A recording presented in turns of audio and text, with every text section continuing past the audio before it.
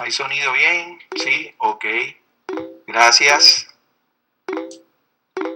Hoy la charla, en verdad, desde que comenzamos el semestre, yo quería, para estos tiempos, llevar a la clase un ultrasonido portátil de mi propiedad para que hiciéramos algunos ensayos para mostrarle el equipo y que pudieran. Se iba a complicar porque si todos asistieran a clases iba a ser bastante difícil en el corto tiempo, pues que todos pudieran, pero hubiera sido un laboratorio interesante, una cosa que nos hubiera seguro, hubiera sido provechosa, pero bueno, vamos esto es lo que tenemos y vamos a trabajar con ello. Vamos a hablar de imagen de partes pequeñas. En el ultrasonido, a lo largo de su desarrollo, después de poder saber estudiar los órganos internos, comenzamos a utilizar también la idea de ver qué más se podía estudiar. Y se comenzaron a desarrollar técnicas en el equipo para mejorar el detalle anatómico, y usando la física del ultrasonido comenzamos a desarrollar ultrasonidos de abordaje superficial que cada vez han comenzado a ir creciendo, y así es como ahora podemos estudiar los tejidos blandos de una forma bastante acertada, con una calidad de imagen muy buena, muy reproducible, y además ya ahora podemos hacer ultrasonido incluso de piel. Entonces eso ha traído un amplio aumento de las utilidades prácticas del ultrasonido, y bueno, pues hay toda una gama de órganos que podemos estudiar, y dentro de eso tenemos tiroides y testículos. Va a ser un poquito larga la charla, pero creo que no es tanto de lo que les diga, sino lo que les muestre. Y yo creo que así va a ser mejor para todos ustedes. De pronto, en unos 10 minutos, vamos a hacer un experimento social, en unos 10 minutos o unos 15, podamos hacer otro anuncio que les voy a decir, y tal vez hasta hagamos un quiz ahí para ver cómo están en esto de la tiroides. Vamos a seguir entonces, vamos a comenzar con la anatomía de la glándula para recordar un poco de esto. La glándula tiroidea está ubicada en el cuello anterior. Esa glándula es acá tenemos el hioides, es infrahioidea, ¿verdad? Y también está proyectada por debajo un poco del cartílago tiroides. Ustedes ven que tiene una forma en mariposa. Acá les quiero mostrar esto, no lo van a ver siempre. Realmente la pieza anatómica de acá es más de lo que siempre nos encontramos. Es un órgano que tiene dos lóbulos, un lóbulo derecho y uno izquierdo. Este que está aquí es el famoso lóbulo piramidal. Esa es una variante anatómica que podemos encontrarnos de vez en cuando. Ahorita volvemos a hablar de pronto de él, cuando les muestro un ejemplo. Por acá tenemos, entonces, en la pieza anatómica, dos lóbulos que están unidos por el istmo tiroideo, una zona estrecha que comunica o mantiene el lóbulo derecho con el izquierdo, y que tiene dimensiones menores en razón de su tamaño reducido. En la imagen sonográfica tenemos también una alta reproducibilidad de lo que es la anatomía, y así es como ustedes pueden notar que acá tenemos músculo en la región anterior, tenemos estos círculos hipoecoicos ubicados a cada lado, derecho e izquierdo, son las arterias carótidas. A la par de ellas y por fuera, generalmente, otra estructura tubular hipoecoica, ecolúcida también, ¿verdad? Redondeada, que es la vena yugular, en el caso de este izquierdo.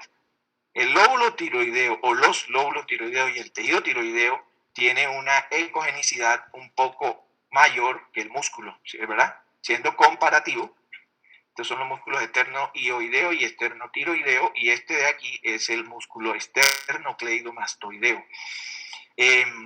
Entonces les decía, y es lo que quiero que aprendan, la glándula tiroidea tiene un aspecto hiperecogénico cuando se compara con el plano muscular.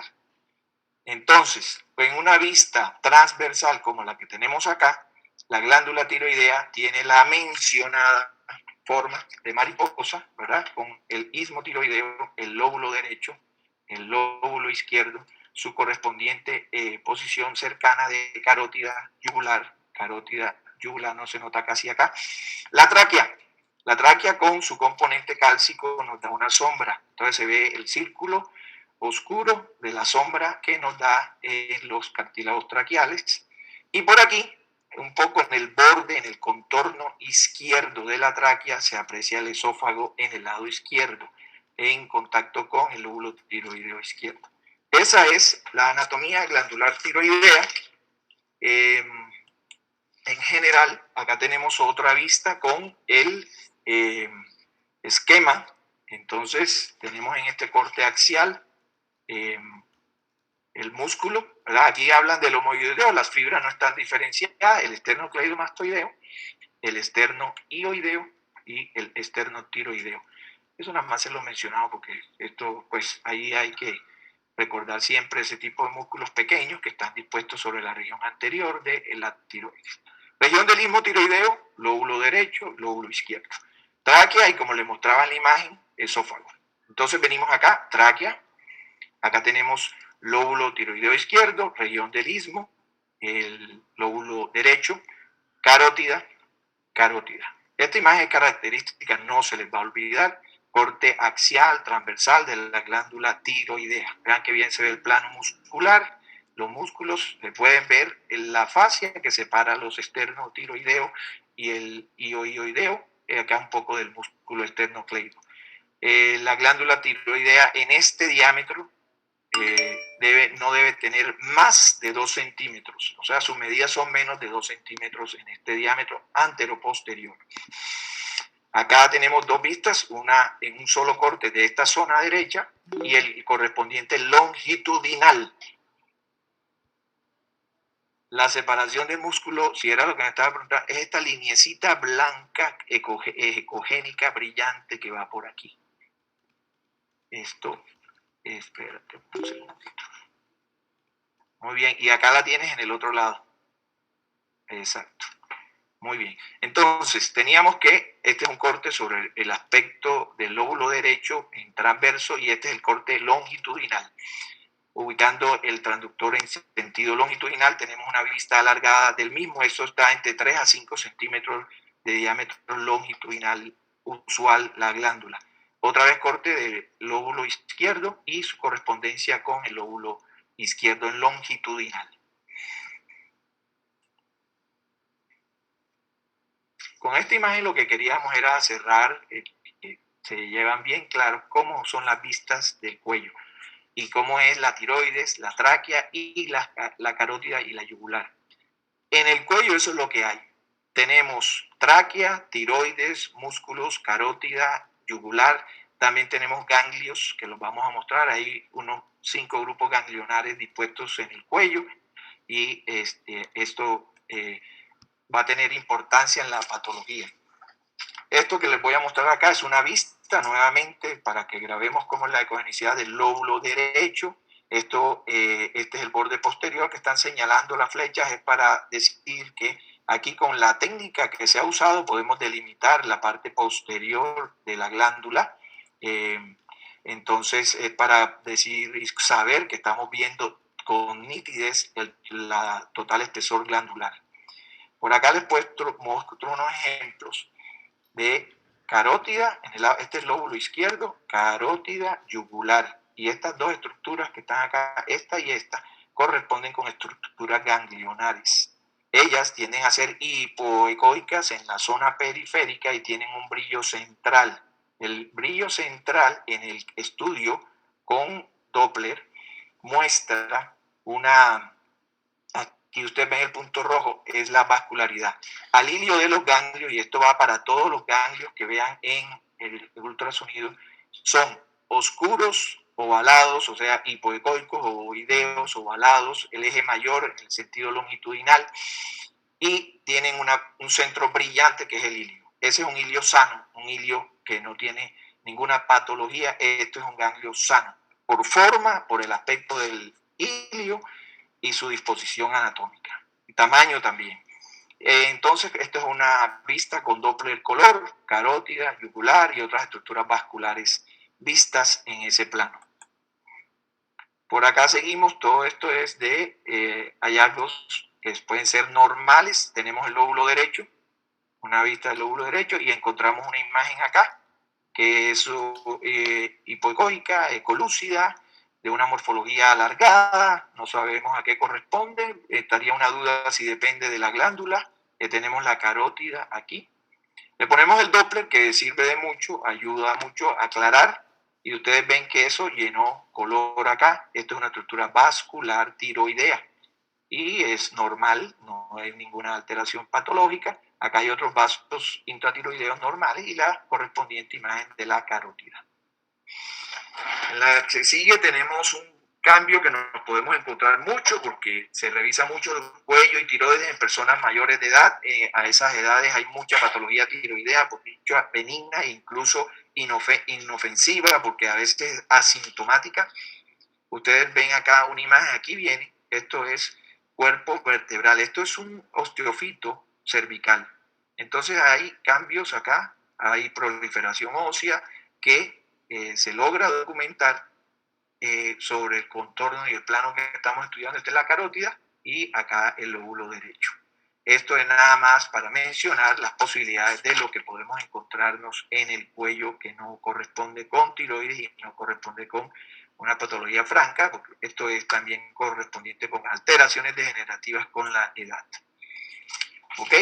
Acá dos cositas más que nos encontramos mucho en la glándula tiroidea. Acuérdense, la ecogenicidad normal, zona ísmica, lóbulo derecho. Y acá lo que quieren mostrarnos es, esto es una lesión de tipo quístico, ¿verdad? Redondeada, hipoecoica, tiene acá un reforzamiento del sonido. Este reforzamiento es una característica que vemos en las lesiones quísticas, porque si ustedes se acuerdan de ese mecanismo, acá viene el haz de sonido, va pasando por estructuras, tejido, músculo, glándula tiroidea. Por aquí eso es sólido, aquí el sonido disminuye su intensidad para cuando va a enviar la señal al ultrasonido. Acá existe un relativo aumento y parece que se iluminara. Ese reforzamiento me dice que aquí esta estructura tiene líquido y es un quiste. Comunes en la glándula, que son quistes coloides. Y por acá en el lado izquierdo tenemos sobre el lóbulo izquierdo una calcificación grande que podemos catalogar como grosera, y esa clasificación, ese aspecto me dice que es una lesión de tipo benigno, probablemente una alteración benigna.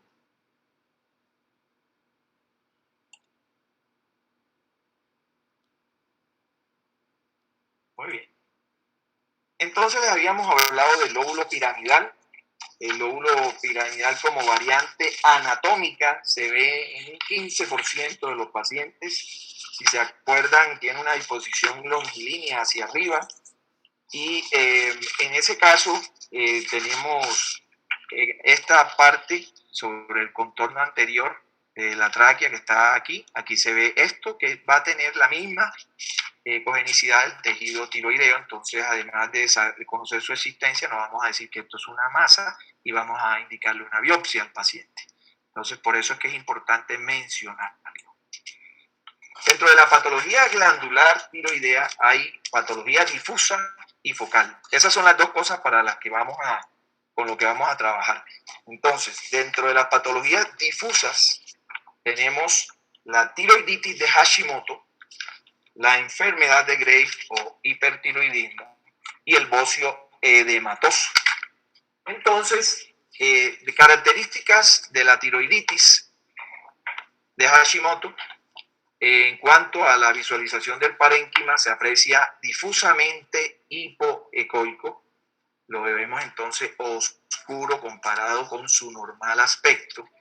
Nos imaginamos que hay pseudolobulaciones y también vemos nódulos hipoecoicos de 1 a 6 milímetros, hay múltiples de ellos. Cuando le ponemos el Doppler hay una hipervascularización. Eso lo vamos a ver en la imagen. Después de que pasamos la etapa aguda, el paciente puede desarrollar un hipotiroidismo o termina desarrollando un hipotiroidismo a consecuencia de la enfermedad y luego se ve la glándula atrofiada con cambios de disminución de su volumen, es lo más común, y se ven bandas como cuando me preguntaron de la división de los músculos, esas bandas brillantes se ven en el interior de la glándula. Esto porque son fibrosis que va por el intersticio en forma de bandas. La enfermedad de Graves, que van a conocer muchas veces en la práctica, van a estar relacionadas a hipertiroidismo. Y esta da una glándula heterogénea de manera difusa y ella se aprecia también hipoecoica. Cuando le ponemos el Doppler hay un aumento notorio de la vascularidad que se ha llegado a llamar infierno tiroideo. En tanto que, Nicolás, en el bocio adenomatoso vamos a tener una glándula llena, aumentada de tamaño y llena de nódulos. Entonces, el diagnóstico va a ser relativamente muy simple y va a ser la presencia de la multiexistencia nodular, la deformidad de la glándula, todo esto nos hace pensar en el bocio. Debemos saber que todos estos diagnósticos generalmente van acompañados de las pruebas correspondientes tiroideas y en ocasiones también van acompañados de la biopsia que se hace con aguja fina y que generalmente valida todos estos diagnósticos y es de una utilidad cada vez más frecuente. Acá teníamos, como la habíamos hablado, de la hipoecogenicidad en el caso de la enfermedad de Hashimoto. Ustedes ya ven que la glándula, que era hiperecogénica, que era de color gris claro, acá se ve difusamente oscura en toda la extensión glandular. Tiene una vascularidad aumentada, sin que no llama mucho la atención. Hay un patrón de realce vascular a la evaluación Doppler color. Y esta es la glándula a lo largo. Aquí ustedes ven las banditas ecogénicas brillantes. Y también en estas zonas pueden ver los punticos más oscuros, tal vez en parches que van viéndose por aquí, son los micronódulos en esta enfermedad. Este es un ejemplo en un niño de 3 meses de edad. Esta es la tráquea y esta es una glándula tiroidea enormemente crecida por un bocio adenomatoso prácticamente congénito. Entonces, el gran desarrollo, el gran crecimiento y la hipertrofia glandular. Y aquí también se ven unos tractos ecogénicos de fibrosis dentro de la representación glandular a manera de tabiques. Pero la glándula es una glándula de gran tamaño, mantiene su ecogenicidad de forma relativa y se ve con contornos lobulados. Como les digo, entonces viene el contexto clínico a ayudar con las pruebas de laboratorio en ese caso. Acá tenemos otra glándula también difusamente hipoecoica. En cuanto a este patrón, ustedes lo ven como cuando habíamos visto la enfermedad de Hashimoto. Es hipoecoica la glándula. También tiene unas imágenes, si se quiere, micronodular, hipoecoicas dentro de esto, pero en este caso, cuando ponemos el Doppler, hay mayor aumento de la representación glandular. Déjame un segundito. Esta era la que queríamos mostrarle porque esta es la que ejemplifica la tormenta tiroidea. Acá ustedes ven, a diferencia de la que les estaba mostrando antes, la gran cantidad de aumento de flujo. Esta es la tormenta o el infierno tiroideo. Es una glándula evidentemente alterada, es heterogénea también, no tan hipoecoica como lo que estábamos viendo, pero sí muestra Además de eso, señala una formación nodular acá hipoecoica. Tiene también alteraciones, los contornos no son lisos y ejemplifica muy bien, asociado al cuadro clínico, el diagnóstico de hipertiroidismo. En cuanto a las lesiones focales, se ha estudiado mucho la glándula tiroidea y parte de lo que hemos avanzado es tratar de llegar a sugerir el que se haga una biopsia a un paciente que realmente lo amerite. Dependiendo de la valoración, vamos a estar disminuyendo la cantidad de biopsias porque que sean necesarias. Entonces, por eso es que hay que ajustar y en esto se está trabajando. Hay unos criterios muy establecidos y claros en cuanto al aspecto maligno de una lesión. En el caso de la tiroides, pero que también sirven en algunas otras lesiones, el diámetro de la lesión nodular es más alto, el diámetro hace que la glándula sea más redondeada. Por ejemplo, cuando le mostramos una imagen ovoidea, el diámetro mayor es paralelo a la piel. En una lesión ovoidea o longilínea, ustedes se imaginan el corte de la piel y el diámetro mayor va paralelo a la piel. En el caso de las lesiones malignas, ese diámetro se invierte y hace una intersección o es perpendicular a la piel. Entonces va a ser más alto que ancho la lesión. Entonces acuérdense de eso. La orientación en sentido paralelo a la piel es una lesión probablemente benigna, va a ser una lesión ovoidea. En cambio, la lesión que es más alta probablemente tenga una forma totalmente diferente, o el que quiera decir, no, pero puede ser una ovoidea, pero mirando hacia arriba, entonces esa sería la descripción. Entonces el diámetro ese mayor nos hace pensar tanto en los ganglios como en los nódulos que tienen un proceso maligno de fondo probablemente. El margen especulado siempre va a ser signo de malignidad en prácticamente todas las lesiones que veamos. Tanto se aplica para los nódulos en tórax, en las radiografías, en los TACs, como las lesiones mamográficas. Y en el ultrasonido no es diferente. Son hipoecoicas, acuérdense que son oscuras, son negras generalmente. Las lesiones son evidentemente hipoecoicas, entonces acuérdense, resaltan, contrastan con la glándula normal, que es gris, que es brillante.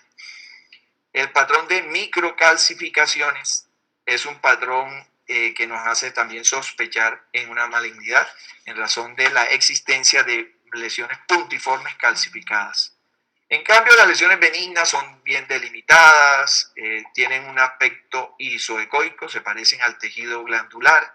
Ese es lo que generalmente es más evidente dentro de las lesiones. También el tema de el reforzamiento o la atenuación del sonido. En las benignas hay tendencia al reforzamiento. Aquella imagen quística que les mostré, aquella negra, hipoecoica, ecolúcida, que tenía un borde posterior exaltado, brillante, esa es de lesión benigna, para que lo tengamos en cuenta. Dentro de esto tenemos otros cambios de malignidad que son estos dos, que es el crecimiento o cambios de su forma en un tiempo corto. Entonces, lesiones que crecen muy rápido o lesiones que cambian más del 20% en periodos cortos de observación de su volumen son lesiones sospechosas para malignidad. Y los nódulos altamente vascularizados. Por ahí vamos a ver unos ejemplos pronto. En el caso de los pacientes con carcinoma tiroideo, también hay una importante presencia de antecedentes familiares. Es importante que los pacientes con familiares de primer orden, padres en general con cáncer de tiroides, tengamos que hacer seguimientos a su familia en ese sentido. También los pacientes que tienen antecedentes de irradiación de cabeza y cuello por otros tumores van a tener riesgos de desarrollar cáncer. Los pacientes con neoplasia endocrina múltiple son pacientes que tienden a presentar carcinoma tiroideo, también con mayor frecuencia que la población en general. Entonces acá tenemos algunas lesiones o en este caso, acá hay una lesión nodular que tiene un borde calcificado y perecogénico en su pared tanto anterior como posterior. Esto es una lesión de tipo benigno en razón de lo grosero que es su comportamiento, lo grande que es, a eso es lo que se refiere. Estas también son calcificaciones grandes que dan una gran sombra posterior. Estas dos son calcificaciones de aspecto benigno. En tanto que esta lesión tiene algunas cosas de las que le había dicho antes. Esta lesión es hipoecoica. Sus contornos no son muy bien definidos, ni en la región anterior por acá, que se hace como una prolongación aquí o acá, ni en la posterior, que no se define muy bien. Además tiene por aquí, por aquí, por aquí, por aquí, y acá en nuestra otra vista, algunas microcalcificaciones. Y ustedes las ven que son puntiformes. Generalmente no dan esas sombras que dan estas. Esta tiene, por su tamaño, genera esta sombra acústica. Y estas generalmente no vemos sombras posteriores. Estas son de tipo maligno. Por acá tenemos, este es un nódulo que es mixto. Es un nódulo que tiene un componente sólido acá y tiene un componente quístico o líquido aquí. Ustedes ven el reforzamiento del sonido acá. Pero esta es una lesión hipoecoica que luego se demostró que tenía malignidad. No tiene tantos rasgos, incluso está ovalada. Por eso es que las clasificaciones que hay para determinar si van a biopsia o no, todavía no han llegado a asegurar el 100% de certeza en cuanto se decide hacer esto. Esta es una lesión quística de contornos mal definidos con algunas calcificaciones en cola de cometa que realmente no se notan tanto, es una calcificación puntual, puntiforme y que probablemente en el estudio dinámico se le veía una sombra brillante alrededor de esta. Estas no necesariamente son de lesiones malignas. Por acá tenemos típicos ejemplos, todos son lesiones malignas.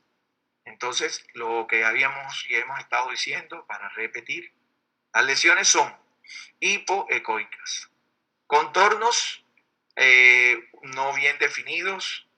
Hasta luego, Melvin. Acá tenemos otra lesión hipoecoica con microcalcificaciones. Estamos marcando las microcalcificaciones. Lesión de contornos no bien definidos, heterogénea, hipoecoica. Esta es muy evidente su hipoecogenicidad, es notoria la irregularidad de los contornos y la hipoecogenicidad, lesión maligna. Y esta es una lesión de gran tamaño. Probablemente este paciente se tocaba una gran masa, por decir así, un bulto aquí duro. Se muestra acá la pérdida, la irregularidad, la espiculación de la lesión y su gran representación hipoecoica, igualmente heterogénea. Esta prácticamente no necesita biopsia, pero obviamente ha de pasar por ahí. Es claramente una lesión tumoral. En cuanto a las lesiones, igual esta otra, hipoecoica, no tanto, pero con microcalcificaciones en su interior. Esto va para biopsia y esta es una vista de esa misma lesión con Doppler que muestra un aumento de la vascularidad, es una lesión vascular, igualmente positiva para carcinoma. Esto es como para hacer aquí era donde estábamos haciendo un break porque vamos a pasar a ver ahora testículo más adelante. En verdad, la patología tiroidea, eso es lo más común que hay. Los nódulos siempre van a estar en un proceso de chequeo, de valoración, de determinar cuándo se hacen biopsias. Hay una clasificación que se llama T-RATS, igual que la de B-RATS en mamografía, que entonces nos ubica el T-RAT1, que es lesión normal, el 3, lesión probablemente benigna, y el 6, maligna, sin, como esa última que les mostré.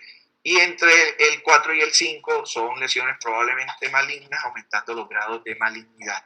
Eso es, más adelante será adoptada con mayor regularidad. Entonces ya saben que están trabajando con eso. Y eso es lo de, ahora vamos a hacer lo de vamos a ver testículos. Es un cambio un poco abrupto. Vamos a, como siempre, ahí tenía alguna pregunta en lo de tiroides. Cualquier cosa, ahí la vemos al final. Muy bien. Entonces, en testículos siempre es importante, como todo lo que hacemos, gracias, como todo lo que hacemos siempre es importante la anatomía, recordar las cosas para que después podamos transmitir o traducir esa imagen anatómica a la imagen que estamos viendo obtenida con cualquier método diagnóstico.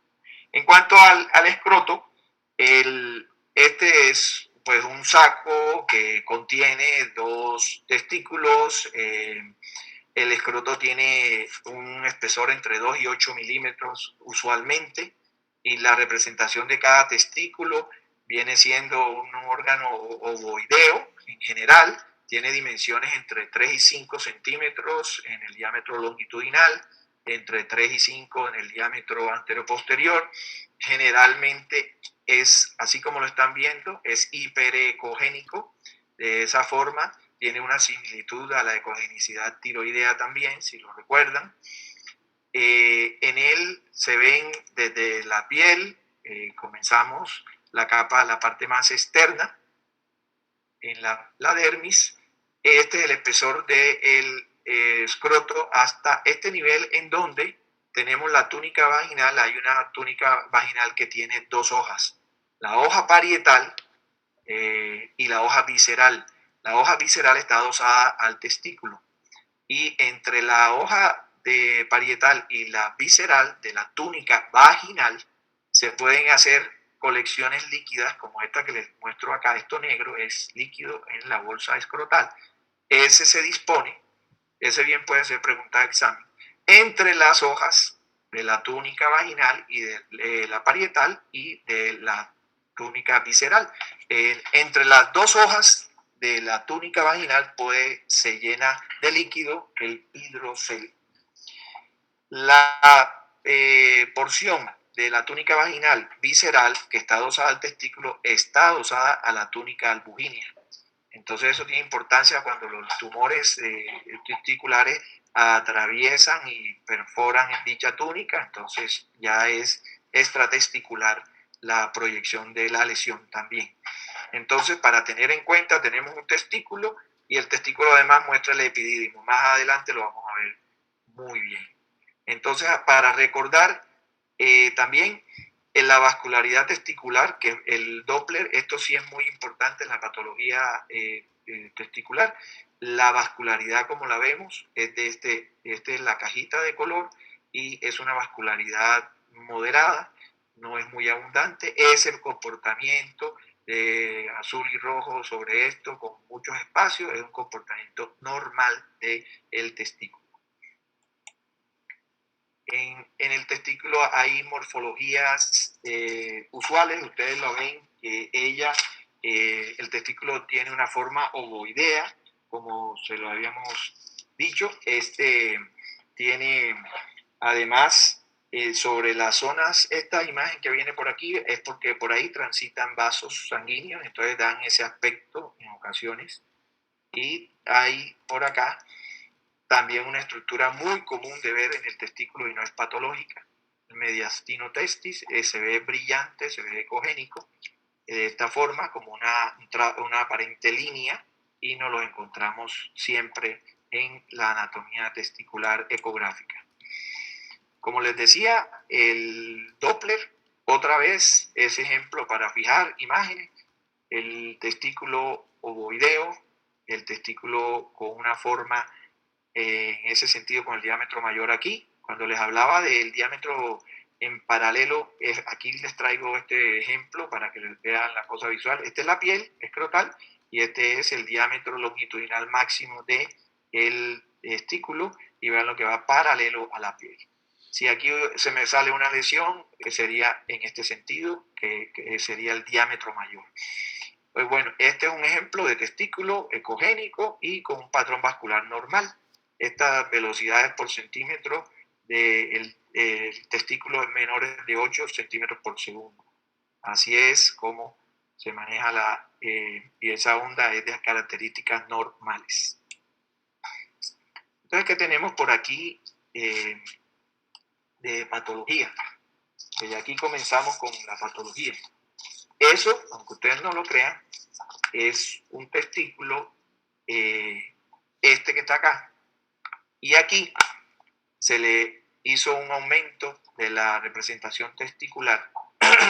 Y este testículo no tuvo, además, se le puso Doppler y no tiene Doppler. No hay vascularidad. Aquellas que les mostré, no hay. Y entonces, ¿eso a qué corresponde? Corresponde con una torsión testicular. El paciente es una patología más de los niños y adolescentes, más que todo de los niños, en el que le da un dolor agudo, o sea, es el escroto agudo.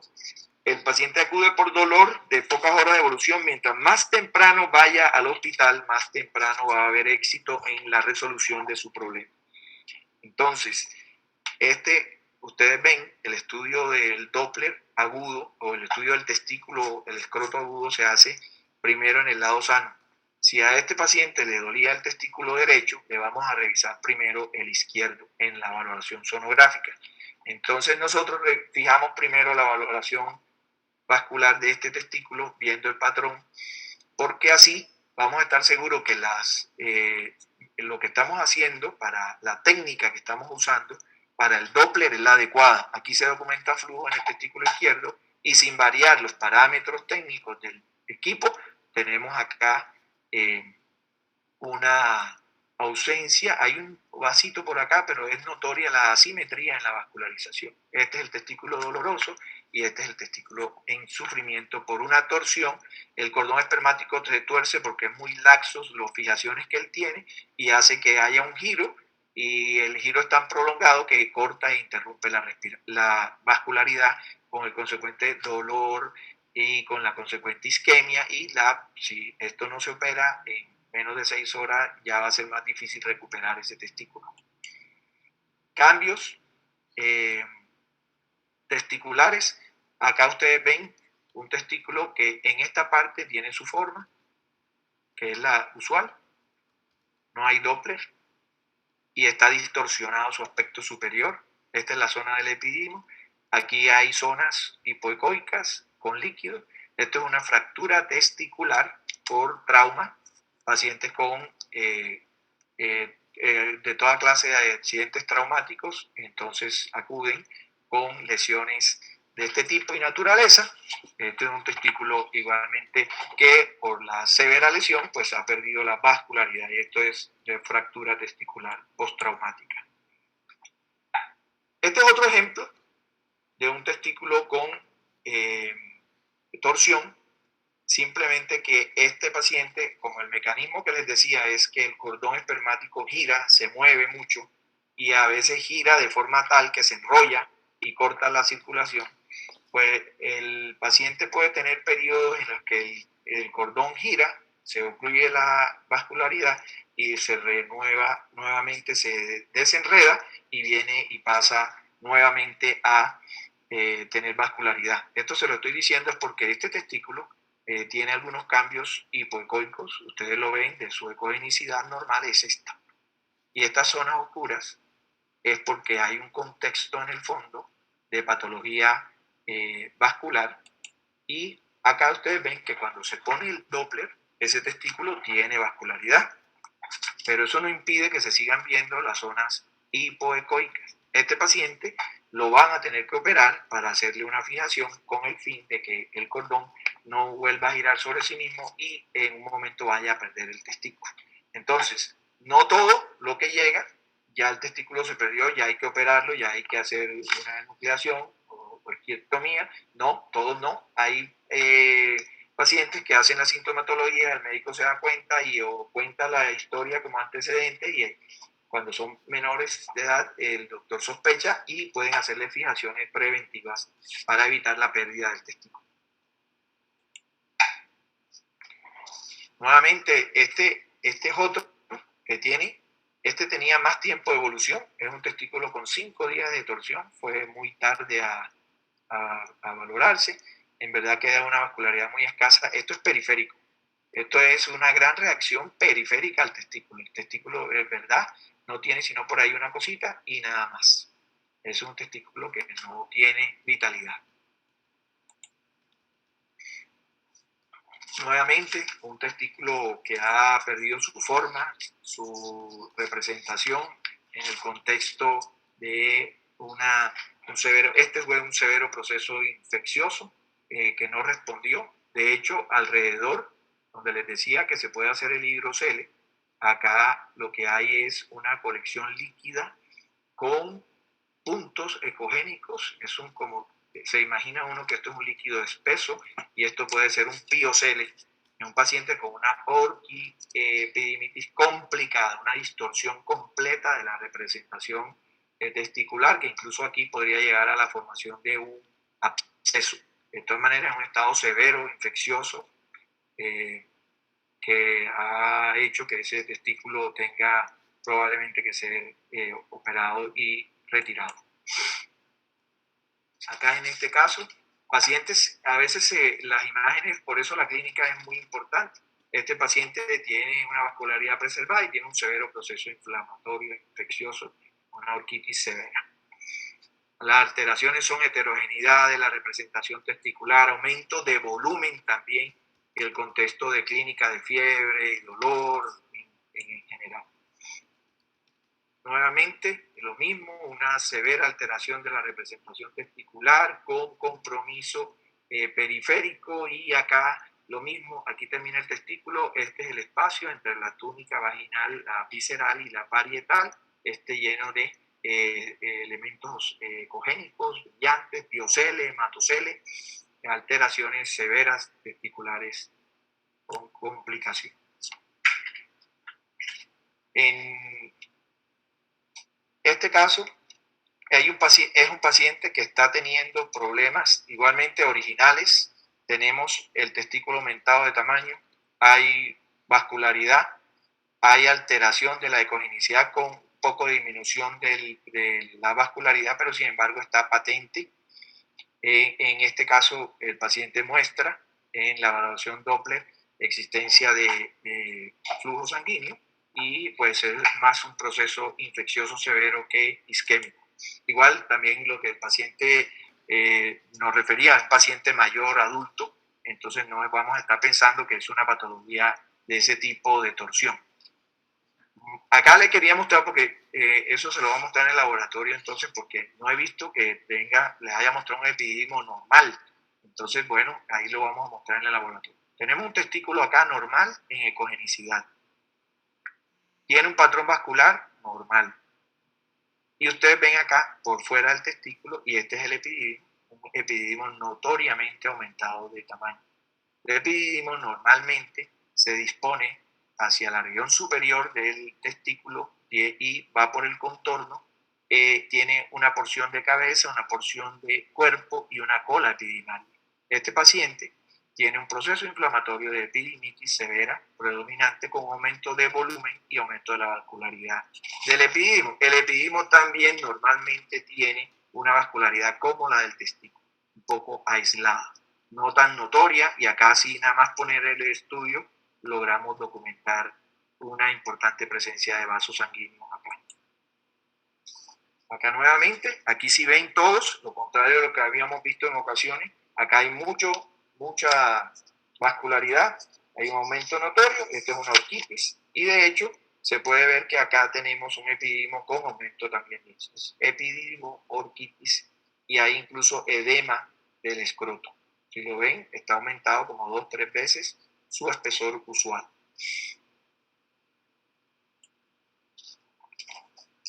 Lo mismo, importante aumento de la vascularidad periférica. Acá también vienen las imágenes que hemos dicho sobre la zona. Hay incluso cambios como organizativos. El hidrocele es un piocele igualmente. Acá tiene tractos, a manera de esto es fibrina, que sale a manera de la reacción inflamatoria, y lo mismo en esta zona de acá, que se aprecia muy heterogénea y no se define de buena forma.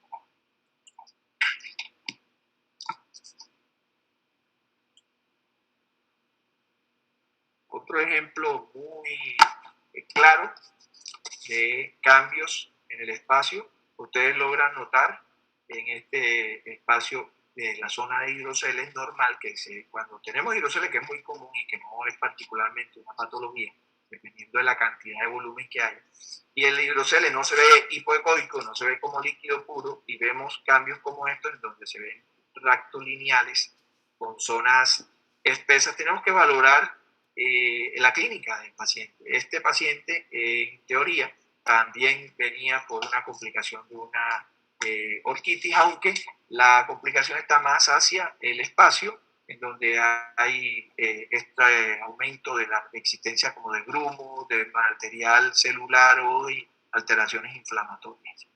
El testículo no muestra particularmente un patrón alterado significativo. Otro ejemplo, la intención es acá, en verdad es para mostrarles una cosa que nos vamos a encontrar frecuentemente, no es una patología ominosa ni aguda. Esto se ve en un paciente que acude a consulta a chequearse. Este es el testículo. Y acá tenemos el epidídimo. Y ustedes notan puntos ecogénicos tanto en el epidídimo como en el testículo. Esto se llama microlitiasis testicular, no tiene nada que ver con los cálculos de ninguna otra parte. Y hay también calcificaciones en el epidídimo. Esto se ve como consecuencia, uno, de infecciones antiguas, superadas, no activas, a manera de secuelas.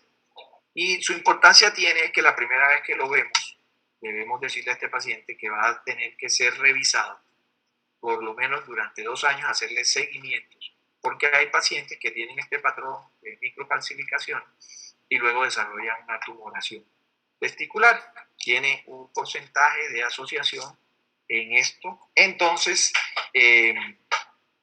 entra el paciente en un seguimiento a fin de evitar que desarrolle una malignidad.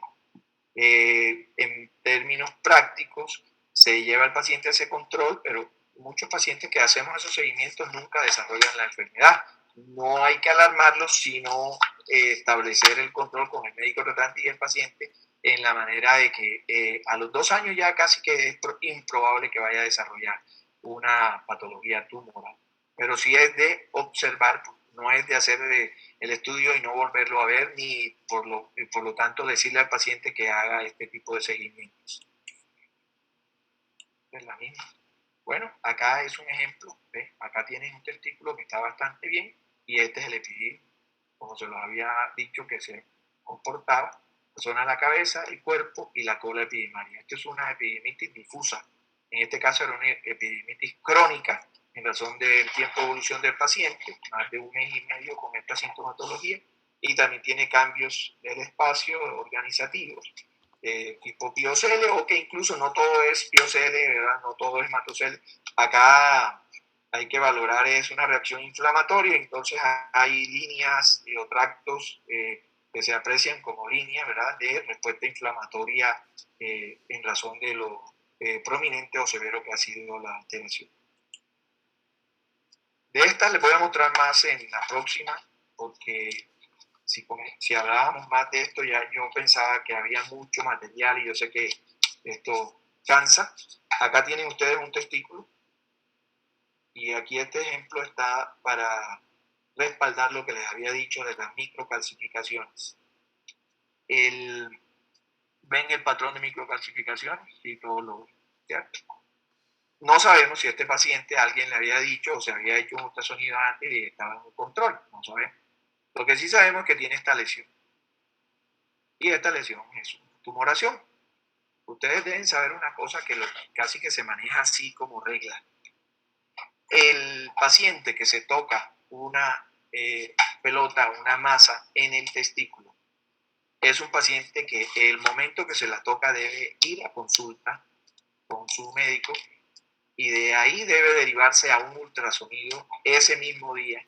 Y si se documenta una lesión intratesticular, es muy probable que ese paciente deba ser operado ese mismo día o al día siguiente. Eso los urólogos lo consideran casi que una emergencia. A los pacientes de lesiones testiculares, como se supone que es tumoral, maligna, van a cirugía casi que de inmediato. Eso no les dan, venga en 6 meses, no. Eso lo operan con urgencia, para evitar la diseminación hacia las cadenas ganglionares, que es donde ejercen una gran presencia de lesiones metastásicas. Entonces, este es un testículo que él conserva su ecogenicidad, muestra la lesión y que venía acompañado de microcalcificaciones. Esta es una lesión todo lo contrario, hay una alteración difusa, heterogénea del testículo, una sustitución completa de la anatomía normal. Hay unas zonas hipoecoicas, unas que brillan más, otras un poco hipoecoicas. Es un patrón heterogéneo y esto corresponde más bien a una sustitución completa del testículo por una masa o otra lesión tumoral maligna. Y este es el otro aspecto que les había dicho, que vuelve a estar presente en las lesiones y su aspecto. Esto es una lesión hipoecoica, heterogénea. Ustedes ven irregular en sus contornos, ¿verdad? Y tiene un compromiso tanto del testículo como que sugiere ya que invadió la túnica albuginea y está casi que hacia la piel escrotal, invadiéndola también un poco en su parte más interna. Otra lesión tumoral, testicular, otra urgencia. Y cambiando un poquito el tema, el ultrasonido también se utiliza mucho para valorar además la vascularidad testicular, no tanto como a nivel del escroto agudo en los casos de las torsiones, sino para valorar la existencia de varicoceles. El plexo venoso testicular, que se llama el plexo pampiniforme, el plexo venoso está lleno de canales vasculares que generalmente no deben medir más de 3 milímetros.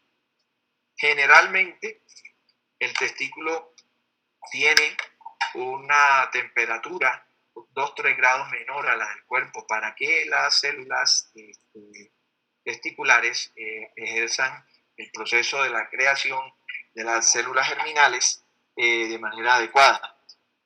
Parte de esta conservación de la temperatura la hace el sistema venoso. En ocasiones, por eso es que es muy importante, aunque no es que esté demostrada la teoría de manera cierta, absoluta, debe funcionar ese drenaje venoso de buena forma. Hay una patología muy común que es la dilatación de las estructuras vasculares y eso se da cuando miden más de 3 milímetros. Entonces, en la valoración sonográfica, nosotros abordamos los plexos venosos y logramos documentar su diámetro. Estas son venas evidentemente dilatadas, prominentes, tienen un aspecto en rosario cuando el paciente se palpa o el médico palpa, siente como un collar de cuentas o un rosario en la zona testicular sobre la región superior, y esto es un varicocele que se clasifica en grados por su abundancia, 1, 2 y 3. Entonces se ha asociado en un porcentaje a una disminución de la fertilidad. En ocasiones los pacientes cuando tienen problemas de fertilidad y tienen varicoceles se operan y un porcentaje no tan bajo mejora su conteo de espermatozoides. Esto es lo que se ve como en la práctica. Acá estamos llegando al final. Nuevamente, preguntas, dudas. Doctor, sí. Yo tengo una pregunta acerca de el TRACS. Es que se me cortó cuando dijiste, no sé si lo vas a dar más adelante o no se da en este curso, ¿cómo es? Es que no te escuché. Sí, no.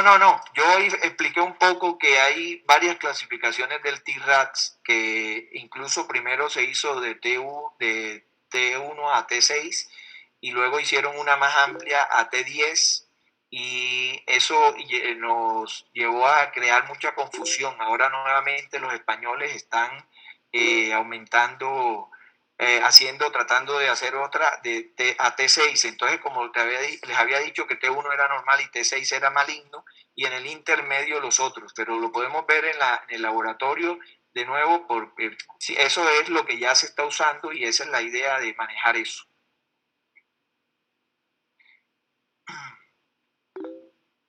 Bueno, los felicito, aumentaron la participación de manera estratosférica. Eso fue cuando les dije lo del quiz. Me agrada que hayan asistido. Todos se ganaron un 100 porque no vamos a hacer ningún quiz. Así que pórtense bien, cuídense a sus familiares y aquí estamos.